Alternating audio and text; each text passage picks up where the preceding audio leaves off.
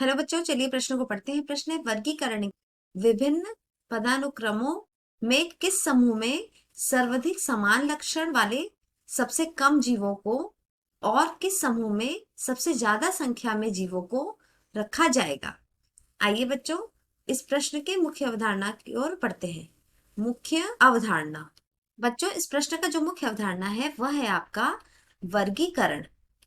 वर्गीकरण बच्चों, वर्गीकरण के विविध विविध पदानुक्रम हैं जो कि इस प्रकार हैं: जगत, संघ, वर्ग, गण, कुल, वंश, जाति। तो बच्चों, जैसा कि प्रश्न में पूछा है कि सर्वाधिक समान लक्षण वाले सबसे कम जीव किस समूह में और सबसे ज्यादा संख्या के जीव किस समूह में रखे गए हैं। सर्वाधिक समान लक्षण वाले सबसे कम जीव जाति जिसे हम स्पीसीज भी कह सकते हैं, स्पीसीज में रखे जाते हैं।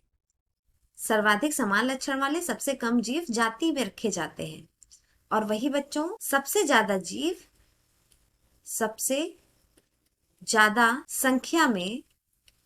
ज्यादा संख्या में जीव जगत में, जिसे बच्चों किंगडम भी कह सकते हैं, किंगडम में रखे जाते हैं। क्योंकि बच्चों एक ही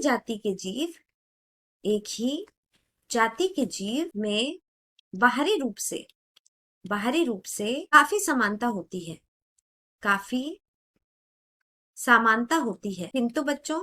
किंतु इस समूह के जीवों की संख्या अन्य समूह के अपेक्षा कम होती है। यही कारण है बच्चों कि समान लक्षण वाले जीव लेकिन सबसे कम जीव जाति में रखे जाते हैं, परंतु बच्चों उनकी संख्या अन्य समूह से कम होती है। इसी प्रकार बच्चों, अगर हम बात करते हैं जगत की, तो जगत समूह में सबसे ज्यादा संख्या में जीवों को रखा गया है।